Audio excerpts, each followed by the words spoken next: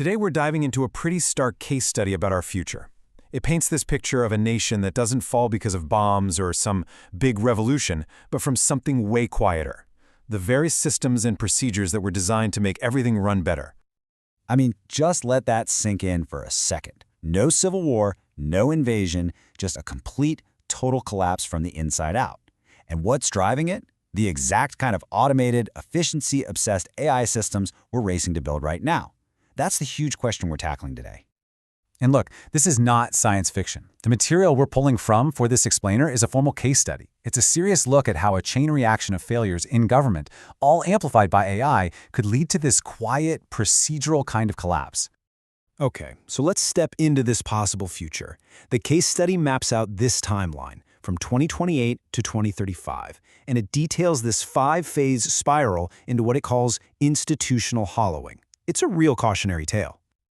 So here it is, the roadmap to ruin, basically. It starts with saturation, the tech is everywhere. Then it moves to capture, the tech gains a new kind of power. That leads to mass disengagement. Then the state tries to force things, and finally, a total structural collapse. You can see how one thing just cascades right into the next. It all starts with the best intentions. By 2028, AI systems are woven into everything: public services, social benefits, even hiring. The big promise is that everything will be faster, fairer, more efficient. But there's a huge critical error baked right into the design from the start. Okay, so what on earth is symbolic load? This is the absolute key. The systems were built to measure performance. How fast, how many, right?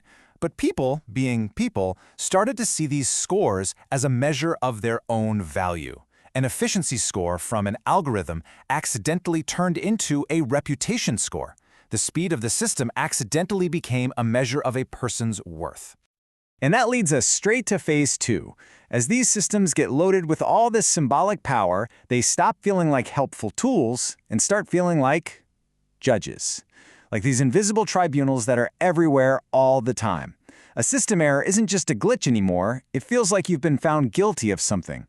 Getting rejected for a loan doesn't feel like a data mismatch, it feels like you've been socially demoted. This phrase just nails the effect on public life. Imagine an algorithm that ranks your comments or your participation in your community.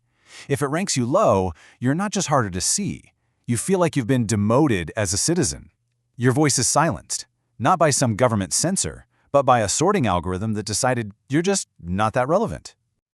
So what happens when people feel like they're being constantly judged by invisible systems that they can't appeal to? Well, they check out, they disengage.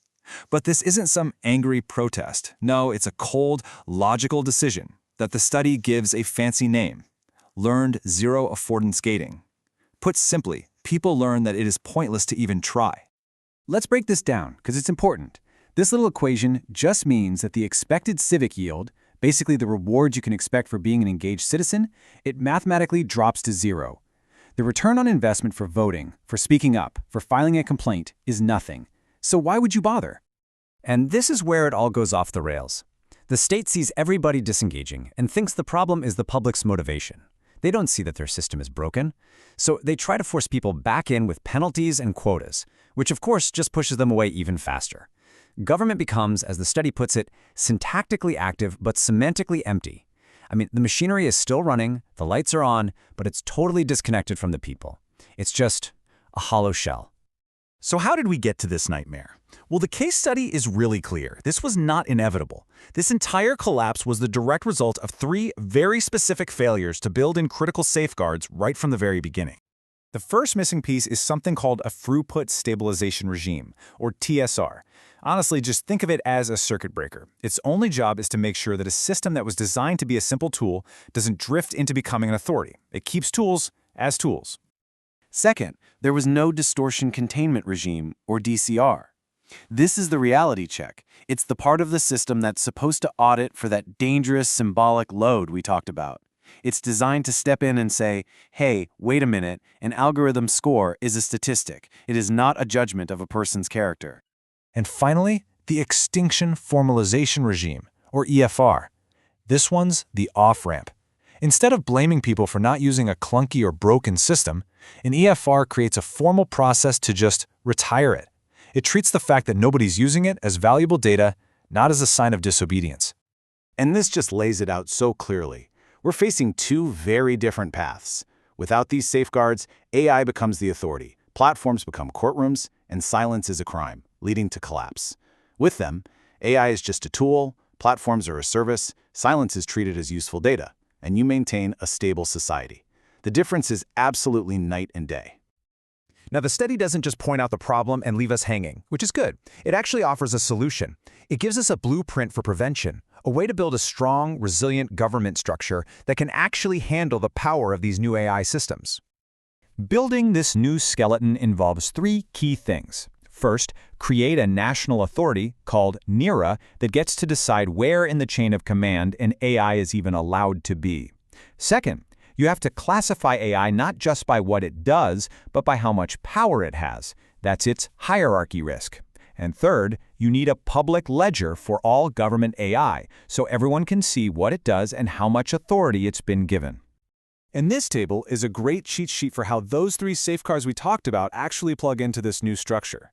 The TSR legally separates metrics from status.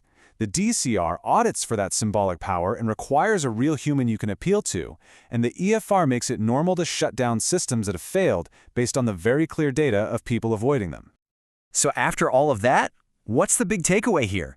It really comes down to a massive shift in how we think about the problem of public engagement. This is the absolute heart of the whole thing. When a population goes quiet, when they stop using the channels you've built for them, the problem is not with the people. The problem is with the system. Their silence isn't disobedience. It's data. It is a giant flashing red light signaling a massive alignment failure between the government and its citizens. And that leaves us with this final, incredibly important question we have to ask ourselves as we design the systems that are going to run our future. Are we building tools to serve people, or are we accidentally building automated tribunals that will one day judge us all into silence? The choice, for now at least, is still ours to make.